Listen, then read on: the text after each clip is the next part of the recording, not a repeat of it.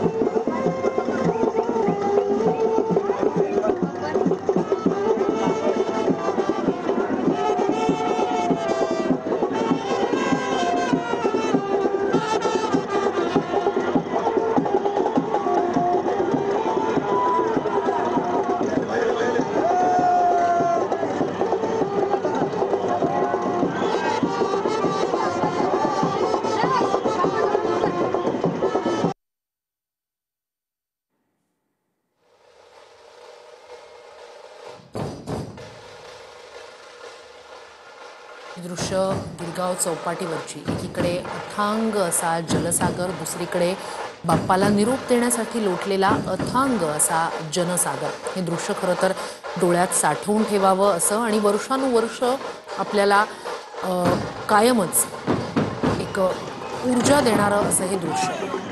नक्कीच प्रेरणादायी असं हे दृश्य आहे। सगळ्यांना आतुरता आहे। लालबागच्या राजाला तराफ्यावर बसवल्यानंतर ही पूर्ण गिरगाव चौपाटीवरची दृश्य आपण पाहतोय। लालबागच्या राजासोबतच अनेक वेगवेगळ्या रूपातल्या गणेश मूर्ती देखील या ठिकाणी दाखल झालेल्या आहेत। वेगवेगळ्या मंडळांच्या मूर्ती ज्या आहेत त्या या ठिकाणी पोहोचल्या।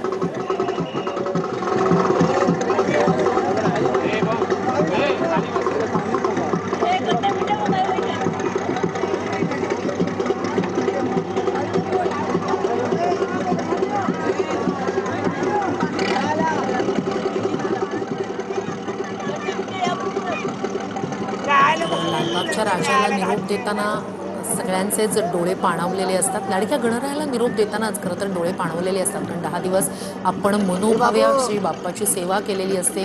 बाप्पासाठीचे वेगवेगळे नैवेद्य असतील किंवा ज्या प्रकारे आपल्याला शक्य होईल त्या प्रकारे प्रत्येक भक्तगण बाप्पाची सेवा करत असतो, त्याच्या आराधनेत तल्लीन झालेला असतो।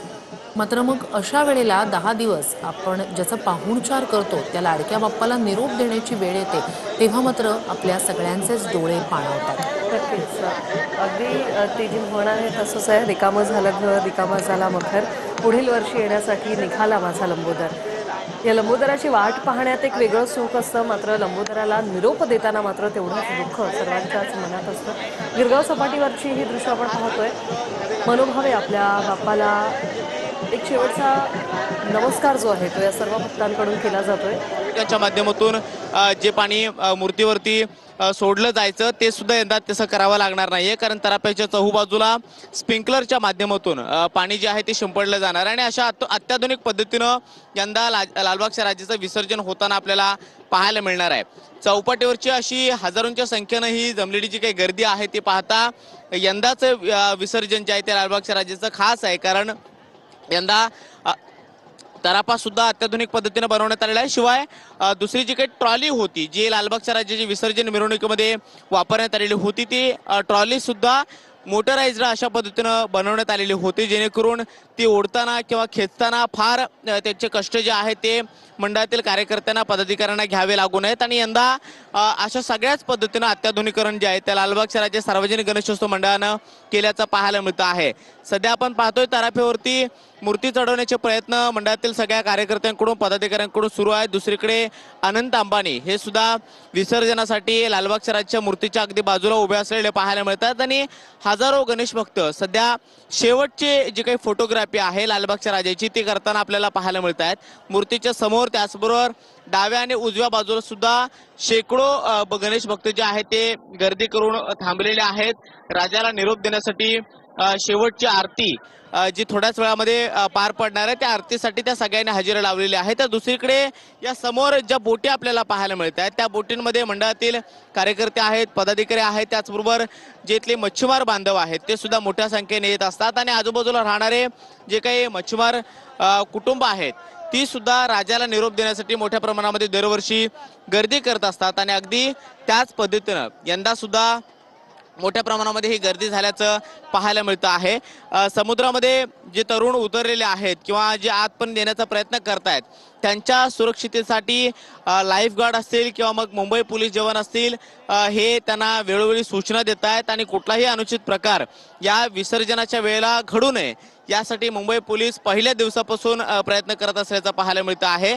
गिरगाव चौपाटीवरती अनंत चतुर्दशीच्या दिवशी सार्वजनिक गणेशोत्सवांचं गणेशोत्सव मंडळाचे जे काही गणपती आहेत त्यांचं विसर्जन होण्याचं प्रमाण हे अधिक असतं।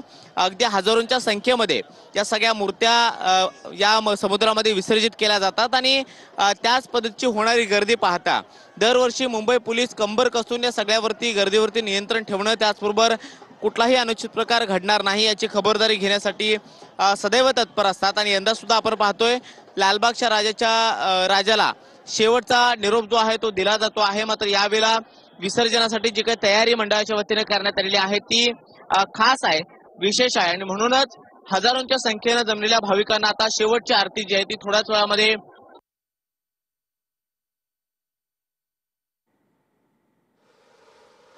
लालबागच्या राजाचं आता विसर्जनासाठी म्हणून सज्जता त्या ठिकाणी गिरगाव चौपाटीवर झालेली आहे। मोटराईज तराफा सज्ज आहे, त्या मोटराईज तराफ्यावर लालबागच्या राजाला विराजमान केलं जाईल। खरं तर यावर्षीच्या विसर्जन मिरवणुकीचं हे महत्त्वाचं असं वैशिष्ट्य म्हणता येईल की यावर्षी अत्याधुनिक असा तराफा लालबागच्या राजाच्या विसर्जनासाठी बनवण्यात आला। परंपरा, भक्ती आणि तंत्रज्ञान यांचा असा हा मोटराईज इतरही गणेशांच्या मूर्ती आपण पाहतोय वेगवेगळ्या रूपातले गणराय हे जे आहेत ते गिरगाव चौपाटीवर सध्या दाखल झालेले आहेत। या गणरायांचं देखील जल्लोषात विसर्जन होत आहे। लालबागच्या राजाला आता थोड्याच वेळात या तराफ्यावर ठेवण्यात येईल आणि एक आरती जी आहे त्या आरतीची सर्वजण प्रतीक्षा करतात। जिथून शक्य होईल तिथून हे दृश्य तुमच्यापर्यंत पोहोचवण्याचा आम्ही प्रयत्न करतोय। खरं तर या लाटा आपण ज्या पाहतोय राजाच्या पायाला स्पर्श करण्यासाठी त्या देखील आतुर झालेल्या आहेत।